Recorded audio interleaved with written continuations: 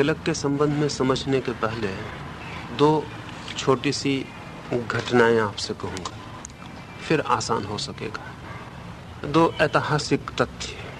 1888 में दक्षिण के एक छोटे से परिवार में एक व्यक्ति पैदा हुआ। फिर पीछे तो वो विश्वविख्यात हुआ, रामानुजम।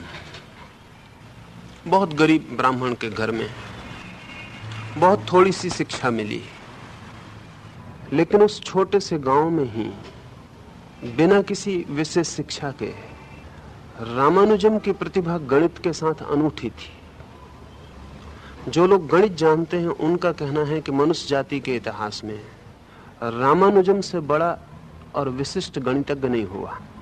बहुत बड़े बड़े गणितज्ञ हुए हैं, पर वे सब सुशिक्षित, उन्हें गणित का प्रशिक्षण मिला था, बड़े गणितज्ञों का साथ सत्संग मिला था, वर्षों की उनकी तैयारी थी।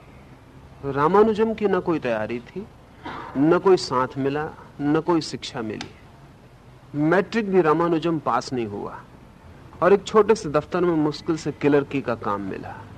लेकिन अचानक खबर लोगों में फैलने लगी कि उसकी गणित के संबंध में कुशलता अद्भुत है, और किसी ने उसे सुझाव दिया कि कैम्ब्रिज यूनिवर्सिटी में उस समय विश्व के बड़े से बड़े गणितज्ञों में एक हार्डी प्रोफेसर थे, उनको लिखो।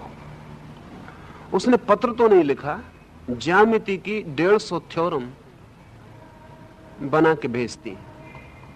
हार्डी तो चकित रह गया, उतनी कम उम्र के व्यक्ति से उस तरह के ज्यामिति के सिद्धांतों का अनुमान भी नहीं लग सकता था। उसने तत्काल रामानुजम को यूरोप बुलाया, और जब रामानुजम कैम्ब्रिज पहुंचा तो हार्डी, जो कि बड़े से बड़े गणितज्ञ था उस समय के विश्व का, वो अपने को बिल्कुल बच्चा समझने लगा रामानुजम के सामने।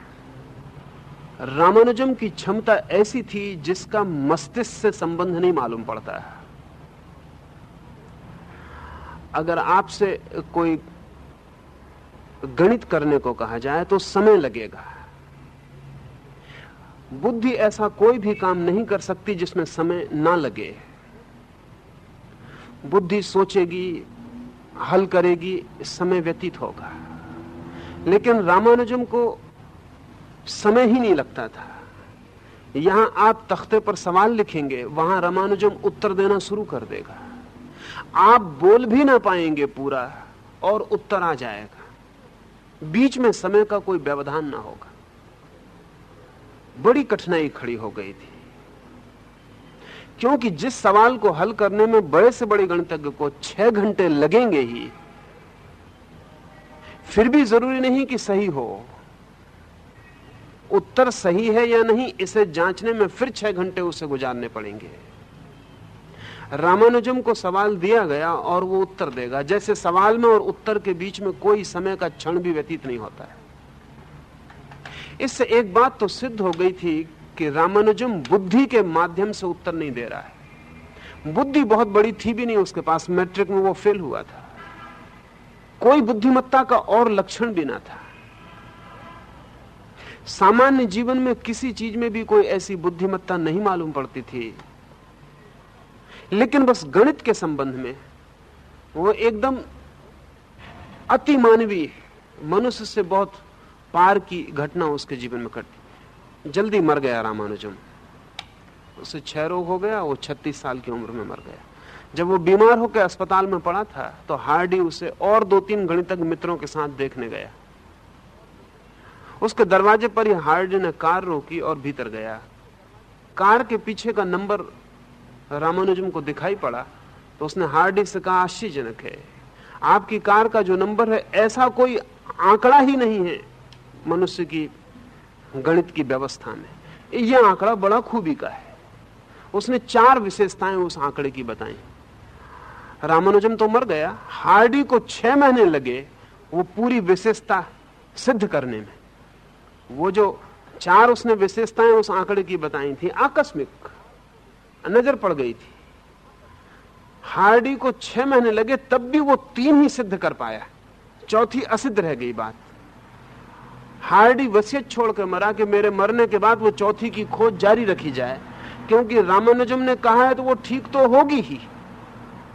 हार्डी के मर जाने के 22 साल बाद वो चौथी घटना सही सिद्ध हो पाई कि उसने ठीक कहा था। उस आंकड़े में ये खूबी है।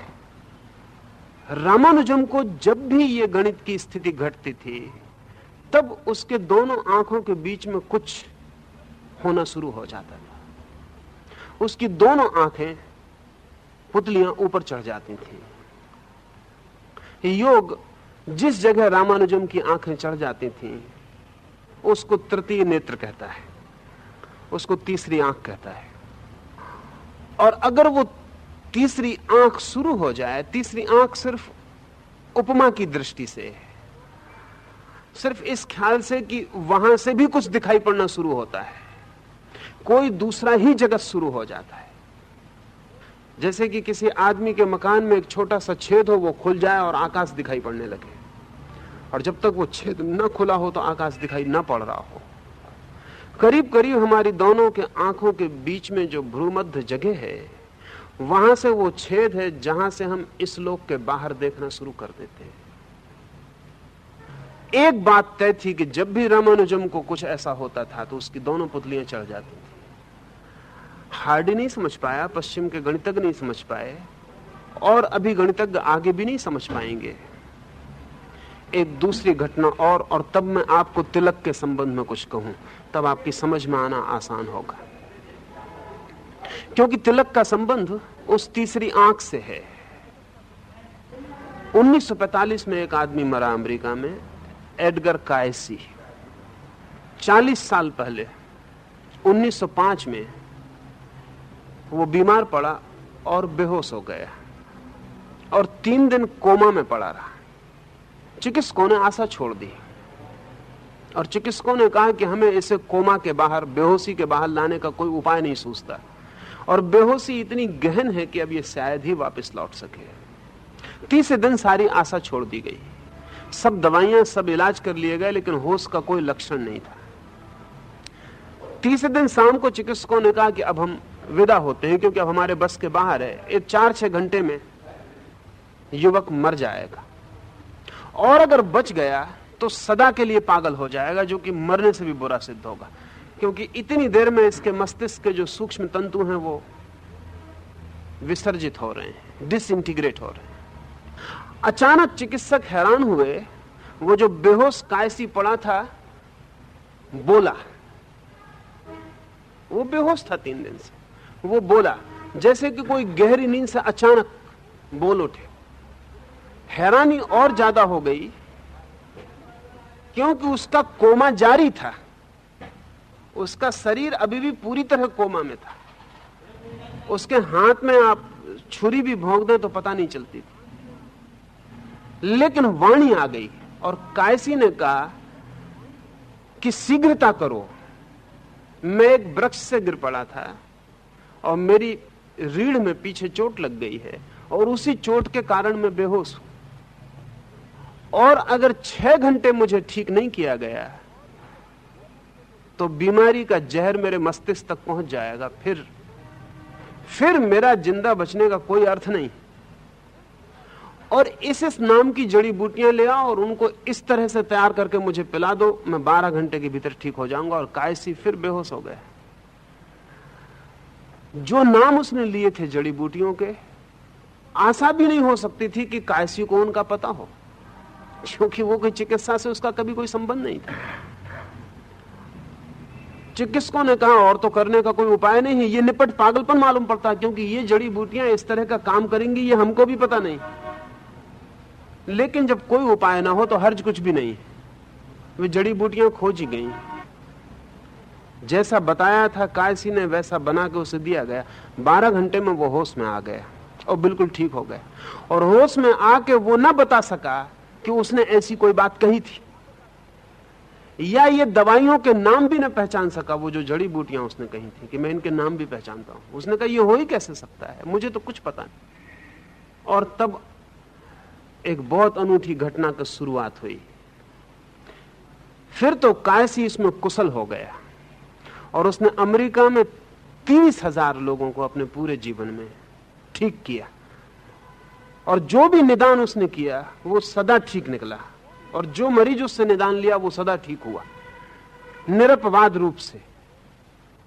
लेकिन कायसी खुद भी नहीं समझा सकता था कि उसे होता क्या है। इतना ही कह सकता था कि जब भी मैं आंख बंद करता हूं कोई निदान खोजने के लिए, मेरी दोनों आंखें ऊपर चढ़ जाती, मुझे ऐसा लगता है कि कोई मेरी पुतलियों को ऊपर खींचे जा रहा, और फिर मेरी दोनों आंखें भ्रू मध्य में ठहर जाती हैं, और तब मैं इस लोक को भूल जाता हूं। फिर मुझे पता नहीं क्या होता है, इसे मैं भूलता हूं, इसका मुझे पता है, दूसरा क्या होता है उसका मुझे कोई पता नहीं। लेकिन जब तक मैं इसको नहीं भूल जाता तब तक वो जो निदान मैं देता हूं वो नहीं आता है। निदान उसने ऐसे ऐसे दिए कि एक दो निदान सोच लेने जैसे। रॉथशाइल्ड अमेरिका का एक बहुत बड़ा करोड़पति अरबपति परिवार है। उसकी एक महिला बीमार थी और कोई इलाज नहीं बचा था, सब इलाज हो गए थे। फिर कायसी के पास उसको लाया गया। कायसी ने एक दवा का नाम दिया अपनी बेहोशी में, हमारी तरफ से हम कहेंगे बेहोशी, जो जानते हैं उनकी तरफ से तो वो हमसे बड़े होश में है, जो जानते हैं उनके लिहाज से तो हम बेहोश हैं। सच तो यह है कि जब तक तीसरी आंख तक ज्ञान न पहुंचे तब तक बेहोशी जारी रहती है, पर हमारी तरफ से कायसी ने आंख बंद की, वो बेहोश हुआ और उसने एक दवा का नाम बताया। रॉथशाइल्ड तो अरबपति परिवार था, सारी अमेरिका में खोजबीन की गई, वो दवा कहीं मिली नहीं। कोई ये भी न बता सका कि इस तरह की कोई दवा है भी। फिर सारी दुनिया के अखबारों में विज्ञापन दिया गया कि कहीं से भी इस नाम की दवा। कोई 20 दिन बाद स्वीडन से एक आदमी ने जवाब दिया कि इस नाम की दवा है नहीं, 20 साल पहले मेरे पिता ने इस नाम की दवा पेटेंट करवाई थी लेकिन फिर कभी बनाई नहीं, वो सिर्फ पेटेंट है, कभी बाजार में आई नहीं। दवा भी हमारे पास नहीं, पिता मर चुके हैं और वो कभी प्रयोग सफल हुआ नहीं। सिर्फ फार्मूला हमारे पास है, वो हम पहुंचा देते, वो फार्मूला पहुंचाएगा, वो दवा बनी और वो स्त्री ठीक हो गई। लेकिन वो दवा कहीं थी नहीं दुनिया के बाजार में कि जिसका कायसी को पता हो सके। दूसरे एक घटना में उसने एक दवा का नाम लिया, बहुत खोजबीन की गई, वो दवा नहीं मिल सकी। साल भर बाद अखबारों में उस दवा का विज्ञापन निकला। वो दवा उस वक्त बन रही थी किसी प्रयोगशाला में जब उसने कहा था, तब तक उसका नाम भी तय नहीं हुआ था, पर जो नाम उसने साल भर पहले दिया था उस नाम की दवा साल भर बाद बाहर आई और उसी दवा से वो मरीज ठीक हुआ। और कई बार तो उसने दवाएं बताई जो खोजी नहीं जा सकी और मरीज मर गए। वो भी कहता था मैं कुछ कर नहीं सकता, मेरे हाथ की बात नहीं, मुझे पता नहीं कि जब मैं बेहोश होता हूं तब कौन बोलता है, कौन देखता है, मुझे कुछ पता नहीं। मुझ में और उस व्यक्तित्व में कोई भी संबंध नहीं है। पर एक बात तय थी कि कायसी जब भी बोलता तब उसकी दोनों आंखें चढ़ गई होती। आप भी जब गहरी नींद में सोते हैं तो आपकी दोनों आंखें जितनी गहरी नींद होती उतनी ऊपर चली जाती।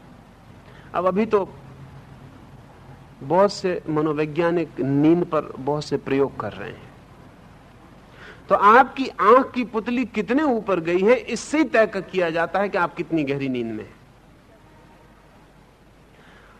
जितनी आंख की पुतली नीचे होती है उतनी गतिमान होती है, ज्यादा मूवमेंट होता है, और आंख की पुतली में जितनी गति होती है उतनी तेजी से आप सपना देख रहे होते हैं। यह सब सिद्ध हो चुका है वैज्ञानिक परीक्षणों से। उसको वैज्ञानिक कहते हैं REM, RAM, rapid eye movement. तो रैम की कितनी मात्रा है उससे तय होता है कि आप कितनी गति का सपना देख रहे हैं। और आंख की पुतली जितनी नीचे होती रैम की मात्रा उतनी ही ज्यादा होती। जितनी ऊपर चढ़ने लगती रैम, वो जो आंख की तीव्र गति है पुतलियों की, वो कम होने लगती है। और जब बिल्कुल थिर हो जाती है आंख, वहां जाके जहां की दोनों आंखें मध्य में देखती हैं, ऐसी प्रतीत होती हैं, वहां जाके रैम बिल्कुल ही बंद हो जाता है। बिल्कुल पुतली में कोई तरह की गति नहीं रह जाती। वो जो अगति है पुतली की, वही गहन से गहन निद्रा है। योग कहता है कि गहरी सुसुप्ति में हम वहीं पहुंच जाते हैं जहां समाधि में। फर्क इतना ही होता है कि सुसुप्ति में हमें पता नहीं होता, समाधि में हमें पता होता है। गहरी सुसुप्ति में आंख जहां ठहरती है वहीं गहरी समाधि में भी ठहरती है। ये दोनों घटनाएं मैंने आपसे कहीं ये इंगित करने को कि आपकी दोनों आंखों के बीच में एक बिंदु है जहां से ये संसार नीचे छूट जाता है और दूसरा संसार शुरू होता है। वो बिंदु द्वार है। उसके इस पार जिस जगत से हम परिचित हैं वो है, उसके उस पार एक अपरिचित और अलौकिक जगत है। इस अलौकिक जगत के प्रतीक की तरह सबसे पहले तिलक खोजा गया। तो तिलक हर कहीं लगा देने की बात नहीं। वो तो जो व्यक्ति हाथ रख के आपका बिंदु खोज सकता है वो ही आपको बता सकता है कि तिलक कहां लगाना है। हर कहीं तिलक लगा लेने से कोई मतलब नहीं, कोई प्रयोजन नहीं। फिर प्रत्येक व्यक्ति का बिंदु भी एक ही जगह नहीं होता। ये जो दोनों आंखों के बीच तीसरी आंख है, ये प्रत्येक व्यक्ति की बिल्कुल एक जगह नहीं होती। अंदाजन दोनों आंखों के बीच में ऊपर होती है, पर फर्क होते हैं। अगर किसी व्यक्ति ने पिछले जन्मों में बहुत साधना की है और समाधि के छोटे मोटे अनुभव पाए हैं, तो उसी हिसाब से वो बिंदु नीचे आता जाता है। अगर इस तरह की कोई साधना नहीं की है तो वो बिंदु काफी ऊपर होता है। उस बिंदु की अनुभूति से यह भी जाना जा सकता है कि आपके पिछले जन्मों की साधना कुछ है समाधि की दिशा में। आपने तीसरी आंख से कभी दुनिया को देखा है?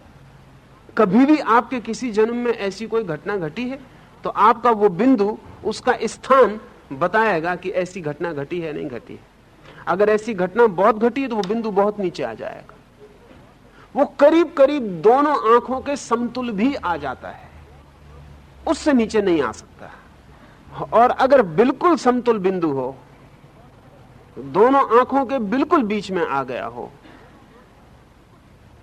तो जरा से इशारे से आप समाधि में प्रवेश कर सकते हैं। इतने छोटे इशारे से कि जिसको हम कह सकते हैं इशारा बिल्कुल असंगत। इसलिए बहुत दफे जब कुछ लोग बिल्कुल ही अकारण समाधि में प्रवेश कर जाते हैं तो हमें लगता है बड़ी अजीब सी बात मालूम पड़ती। जैसे कि ज़ेन साध्वी के जीवन में कथा है। लौटती थी कुएं से पानी भर के, घड़ा गिर गया और घड़े के गिरने के साथ समाधि लग गई और पूर्ण ज्ञान उपलब्ध हुआ। बिल्कुल फिजूल की बात है, घड़े का गिरना या घड़े का फूट जाना या समाधि का लगना, कोई संगति नहीं है। लाओत्से के जीवन में उल्लेख है कि वृक्ष के नीचे बैठा था, पतझड़ के दिन थे और वृक्ष से पत्ते नीचे गिरने लगे और लाओत्से परम ज्ञान को उपलब्ध हो गया। अब वृक्ष से गिरते हुए पत्थर का कोई भी तो संबंध नहीं, कोई भी संबंध नहीं। लेकिन यह घटना तब घट सकती है जबकि पिछले जन्मों में यात्रा इतनी हो चुकी हो कि वो तीसरा बिंदु दोनों आंखों के बिल्कुल बीच में आ गया हो। तब यह घटना घट सकती है, क्योंकि शायद आखिरी तिनके की जरूरत है और तराजू बैठ जाए। आखिरी तिनका कोई भी चीज बन सकती है। तो पुराने दिनों में जब भी दीक्षा दी जाती और दीक्षा वही दे सकता है जो आपकी समस्त जन्मों की सार संपदा क्या है उसे समझ पाता हो, अन्यथा नहीं दे सकता। अन्यथा देने का कोई मतलब नहीं, क्योंकि जहां तक आप पहुंच गए हैं उसके आगे यात्रा करनी है। तो वो जो तिलक है अगर ठीक ठीक लगाया जाए तो वो कई अर्थों का सूचक था। वो सारे अर्थ समझने पड़ेंगे। पहला तो वो इस बात का सूचक था कि जब एक बार गुरु ने बता दिया कि तिलक यहां लगाना है ठीक जगह, और आपको भी जब उस ठीक जगह का अनुभव होने लगा, क्योंकि तिलक लगाने का पहला प्रयोजन यही है। आपने कभी ख्याल ना किया होगा, अगर आप आंख बंद करके भी बैठ जाएं और कोई व्यक्ति आपकी बंद आंख में भी आपकी दोनों आंखों के बीच में सिर के पास उंगली को कर ले, तो बंद आंख में भी आपको भीतर एहसास होना शुरू हो जाएगा कि कोई आंख की तरफ उंगली किए हुए है। वो तीसरी आंख की प्रतीति है। तो अगर ठीक तीसरी आंख पर तिलक लगा दिया जाए और उसी मात्रा का, उतने ही अनुपात का तिलक लगा दिया जाए जितनी बड़ी तीसरे आंख की स्थिति है, तो आपको पूरे शरीर को छोड़ के उसी का स्मरण 24 घंटे रहने लगेगा। वो स्मरण पहला तो ये काम करेगा कि आपका शरीर बोध कम होता जाएगा और तिलक बोध बढ़ता जाएगा। एक क्षण ऐसा आ जाता है जबकि पूरे शरीर में सिर्फ तिलक ही स्मरण रह जाता है, बाकी सारा शरीर भूल जाता है। और जिस दिन ऐसा हो जाए उसी दिन आप उस आंख को खोलने में समर्थ हो सकते हैं। तो तिलक के साथ जुड़ी हुई साधनाएं थी कि पूरे शरीर को भूल जाओ, सिर्फ तिलक मात्र की जगह याद रह जाए। उसका अर्थ यह हुआ कि सारी चेतना सिकुड़कर फोकस्ड हो जाए तीसरी आंख पर। और तीसरी आंख के खोलने की जो कुंजी है वो फोकस्ड कॉन्शियसनेस है।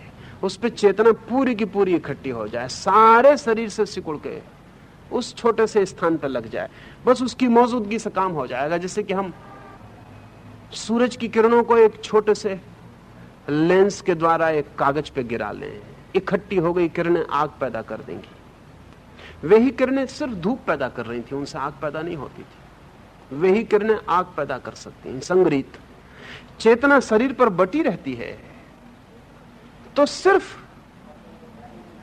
जीवन का काम चलाओ उपयोग उससे होता है। चेतना अगर तीसरे नेत्र के पास पूरी इकट्ठी हो जाए तो वो जो तीसरे नेत्र में बाधा है, वो जो द्वार है, जो बंदपन है, वो टूट जाता है, जल जाता है, राख हो जाता है और हम उस आकाश को देखने में समर्थ हो जाते हैं जो हमारे ऊपर फैला है। तो तिलक का पहला उपयोग तो यह था कि आपको ठीक ठीक जगह बता दी जाए शरीर में कि 24 घंटे इस जगह का स्मरण रखना है, सब तरफ से चेतना को सिकोड़ के इस जगह ले आना है। एक और दूसरा यह था प्रयोग कि गुरु को रोज रोज देखने की जरूरत ना पड़े, रोज आपके माथे पर हाथ रखने की भी जरूरत ना पड़े, क्योंकि जैसे जैसे वो बिंदु नीचे सरकेगा वैसे वैसे आपको एहसास होगा और आपके तिलक को भी नीचे होते जाना है। आप रोज तिलक लगाते वक्त ठीक वहीं तिलक लगाना है जहां वो बिंदु आपको एहसास होता है। तो 1000 शिष्य हैं एक गुरु के, वो शिष्य आता है, झुकता है, तभी वो देख लेता है कि तिलक कहां है। इसकी बात करने की जरूरत नहीं रह जाती। वो देख लेता है कि तिलक नीचे सरक रहा है, नहीं सरक रहा है, तिलक उसी जगह है कि तिलक में कोई अंतर पड़ रहा है। वो कोड दिन में 2-4 दफे शिष्य आएगा और वो देख पाएगा कि तिलक, रोज सुबह शिष्य उसके चरण छूने आएगा, वो देख पाएगा कि वो तिलक गतिमान है, वो आगे गति कर रहा है, रुका हुआ है, ठहरा हुआ है। और किसी दिन वो शिष्य के माथे पर हाथ रख के पुनः देख पाएगा। अगर शिष्य को पता नहीं चल रहा है हटने का, तो उसका मतलब है कि चेतना पूरी की पूरी इकट्ठी नहीं की जा रही है। अगर वो तिलक गलत जगह लगाए हुए है और बिंदु दूसरी जगह है, तो उसका मतलब है कि उसकी कॉन्शियसनेस, उसकी रिमेंबरिंग, उसकी स्मृति ठीक बिंदु को नहीं पकड़ पा रही, वो भी उसे पता चल जाए। जैसे जैसे ये तिलक नीचे आता जाएगा वैसे वैसे प्रयोग बदलने पड़ेंगे साधना के। ये करीब करीब वैसा ही काम करेगा जैसा कि अस्पताल में डॉक्टर मरीज के पास लटका हुआ चार्ट काम करता है। वो नर्स आके देख के चार्ट पर लिख जाती है कितना है ताप, कितना है ब्लड प्रेशर, क्या है क्या नहीं है। और डॉक्टर को आके देखने की जरूरत नहीं होती, वो चार्ट पे एक क्षण नजर डाल लेता है, बात पूरी हो जाती है। पर इससे भी अद्भुत था ये प्रयोग। ये माथे पर पूरा का पूरा इंगित लगा था, ये सब तरह की खबर देता। और अगर ये ठीक ठीक इस पे प्रयोग किया जाता तो गुरु को पूछने की कभी जरूरत ना पड़ती कि क्या हो रहा है, क्या नहीं हो रहा है। वो जानता है कि क्या हो रहा है और क्या सहायता पहुंचानी है वो भी जानता है, क्या प्रयोग बदलना है, कौन सी विधि रूपांतरित करनी है वो भी जानता है। एक तो साधना की दृष्टि से तिलक का ऐसा मूल्य था। दूसरा, जो हमारी तीसरी आंख का बिंदु है वो हमारे संकल्प का भी बिंदु है। उसको योग में आज्ञा चक्र कहते हैं। आज्ञा चक्र इसीलिए कहते हैं कि हमारे जीवन में जो कुछ भी अनुशासन है वो उसी चक्र से पैदा होता है। हमारे जीवन में जो भी व्यवस्था है, जो भी ऑर्डर है, जो भी संगति, वो उसी बिंदु से पैदा होती है। इसे ऐसा समझे, हम सबके शरीर में सेक्स का सेंटर है। सेक्स से समझना आसान पड़ जाएगा क्योंकि वो हम सबका परिचित है। ये आज्ञा का चक्र तो हम सबका परिचित नहीं। हमारे जीवन की सारी वासना और कामना सेक्स के चक्र से पैदा होती। जब तक वो चक्र सक्रिय नहीं होता है तब तक काम वासना पैदा नहीं होती। काम वासना लेके बच्चा पैदा होता है, काम वासना का पूरा यंत्र लेके पैदा होता है, कोई कमी नहीं होती। कुछ मामले में तो बहुत हैरानी की बात है, स्त्रियां तो अपने जीवन के सारे रजकण भी लेके पैदा होती, फिर कोई नया रजकण पैदा नहीं होता। प्रत्येक स्त्री कितने बच्चों को जन्म दे सकती है, वो सबके अंडे लेके पैदा होती, करोड़ों। पहले दिन की बच्ची भी जब मां के पेट से पैदा होती है तो अपने जीवन के समस्त अंडों की संख्या अपने भीतर लिए हुए पैदा होती। हर महीना एक अंडा उसके कोष से निकल के सक्रिय हो जाएगा। अगर वो अंडा पुरुष वीर्य से मिल जाए, संयुक्त हो जाए, तो बच्चे का जन्म हो जाए। एक भी नया अंडा स्त्री में पैदा नहीं होता, सारे अंडे लेके पैदा होते। लेकिन फिर भी काम वासना नहीं पैदा होती तब तक जब तक कि काम वासना का चक्र शुरू ना हो जाए। वो चक्र जब तक अगति में पड़ा है, ठहरा हुआ है, तब तक काम का पूरा यंत्र है, काम की पूरी आयोजना है, शरीर के पास काम की पूरी शक्ति है, लेकिन फिर भी काम वासना पैदा नहीं होगी। काम वासना पैदा होगी जैसे ही काम का सेंटर गतिमान हो, गत्यात्मक होगा। 14 वर्ष की उम्र में या 13 वर्ष की उम्र में वो गतिमान हो जाए। गतिमान होते से जो यंत्र पड़ा था बंद बिल्कुल, वो पूरी सक्रियता ले लेगा। एक ही चक्र से आमतौर से हम परिचित हैं, और वो भी हम इसलिए परिचित हैं कि उसे हम शुरू नहीं करते, उसे प्रकृति शुरू करती है। अगर हमें ही उसे भी शुरू करना हो तो इस जगत में थोड़े से ही लोग काम वासना से परिचित हो पाएंगे। वो तो प्रकृति शुरू करती है, इसलिए हमें पता चलता है कि वो है। कभी आपने सोचा है जरा सा विचार वासना का और जन्नेंद्रिय का पूरा यंत्र सक्रिय हो जाता है। विचार चलता है मस्तिष्क में, यंत्र होता है बहुत दूर।